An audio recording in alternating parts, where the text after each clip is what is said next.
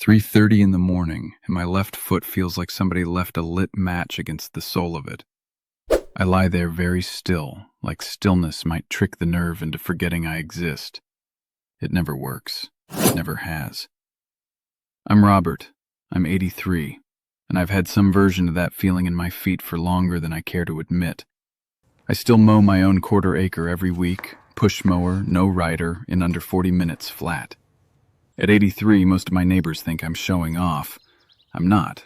I'm just still able. Here's the thing nobody explained to me clearly for years. That burning, that tingling, that feeling like your foot fell asleep and forgot to wake back up, it isn't just getting older. Getting older doesn't set your nerves on fire at 3 in the morning. Something specific is doing that. And once you know what it is, you stop treating it like a mystery and start treating it like a problem with a cause. I want you to think about the people you know who are still walking without wincing, still standing at the stove long enough to cook a whole meal, still able to feel the floor under their feet in the shower without holding on to the wall. And then think about the ones who quietly stopped, who started wearing 2 pairs of socks to bed and calling it normal, who stopped mentioning it to their kids because what's the point? Nothing can be done anyway. I used to believe that too. I don't anymore. The burning and the numbness you feel aren't happening in your foot.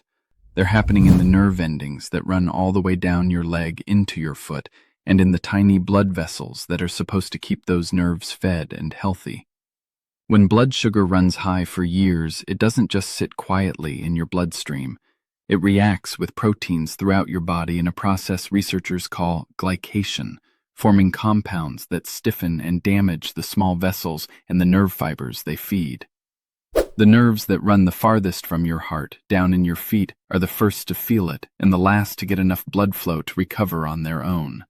That's not a guess. That's one of the most well-documented mechanisms in the whole field of diabetes research, and it explains why it's your feet burning at 3 a.m. and not your shoulder. Your doctor knows this mechanism. What your doctor doesn't have is 45 minutes to sit with you and walk through why a nerve 3 feet from your heart behaves differently than one 3 inches away. You get a prescription and a nod, and you're supposed to fill in the rest yourself. Most men never do. They just live with the burning and assume that's the deal now. I want to be completely honest with you before I go any further, because I've seen other people online promise things I don't believe. There is no fruit, no drink, no trick that reverses nerve damage that's already there. Anybody who tells you differently is selling you a fantasy. What real research does show is that specific, ordinary nutrients, the kind sitting in the produce aisle of your regular grocery store, are documented to support the nerve function and the antioxidant defenses your body needs to protect the nerves you still have. That's a real, worthwhile thing. It's just not a miracle, and I won't pretend it is. If your feet burn at night, or go numb, or feel cold no matter how many socks you wear, please don't ignore it. I almost did, and I'm 80 years old. For years I told myself it was just age, the tingling, the heaviness in my legs climbing the stairs. But it wasn't age. It was my blood sugar quietly damaging the nerves and the circulation in my legs, and almost nobody warned me in time. If you let it keep going, those little signals turn into something you can't undo. I wasn't willing to lose my feet or my independence. So I started doing one thing every single day to help support healthy blood sugar and protect my legs. I'll show you exactly what in this video. And if you want the simple support I personally use, there's a free presentation linked in the description below. So let's talk about the 5 fruits, because once you know why each one matters, you'll never look at a fruit bowl the same way. Number 1 is the banana. It's one of the richest common food sources of vitamin B6.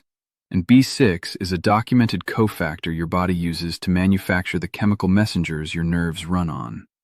Low B6 status has long been associated in nutrition research with poor nerve signaling. A banana a day is one of the simplest ways to keep that particular gear well-oiled. Number 2 is the avocado. Same B6 plus a heavy dose of potassium, both nutrients your nervous system depends on for basic electrical signaling, the literal on-off switching that lets a nerve fire correctly. Half an avocado on toast, or sliced into whatever you're already eating, gives you both in one place. Number 3 is the kiwi. Small, cheap, absurdly high in antioxidants for its size. Research on oxidative stress, the same kind of cellular damage tied to glycation and long-term nerve strain, has repeatedly pointed to antioxidant-rich foods as something that may help support the body's own defenses against that damage. I want to be careful here. No study has kiwi reversing tingling in anyone's foot. What the research supports is more modest and still worth doing, giving your body more of what it needs to defend the nerves it has left. Number 4 is the blueberry. Same category as the kiwi, different compound, anthocyanins, the pigment that makes them blue, studied for their antioxidant activity throughout the body. A handful a day, on cereal or plain by the spoonful, costs next to nothing and keeps showing up in nutrition research for a reason. Number 5 is the orange. Vitamin C, folate, a bit of potassium, and it's about as cheap and available as fruit gets anywhere in the world. Vitamin C plays a documented role in general tissue and vascular health. The small vessels that feed your nerves benefit from the same nutrient that helps everything else in your body hold together properly. None of these 5 works alone as a fix. Together, eaten regularly instead of occasionally, they form a base of exactly the nutrients your nervous system research says it depends on. I try to eat at least 2 of these 5 most days, not as medicine, just as breakfast. And I want to add 3 more habits I do alongside the fruit, because a plate of fruit sitting next to a bad routine won't do much. Every evening, I do 2 minutes of ankle circles and slow calf raises at the kitchen counter. That muscle contraction pulls glucose out of the bloodstream through a pathway that doesn't need insulin at all, and it's been documented in exercise physiology for years. I check my feet with my hands every single night, not just glance at them, because a numb foot can hide a cut you'd never otherwise notice. And I keep a glass of water on my nightstand, because mild dehydration overnight makes blood sugar numbers worse by morning, and worse numbers mean more pressure on those same small vessels. Last month I stood at my kitchen counter and rolled out an entire batch of pie dough by hand, 20 minutes on my feet without shifting my weight once to relieve the burning. 2 years ago, I couldn't have made it past 5 minutes. I want to tell you about a woman named Winifred Okonkwo. 74 years old, a retired seamstress who spent nearly 50 years on her feet at a sewing machine, first in Lagos and then in Houston after she moved to be near her grandchildren.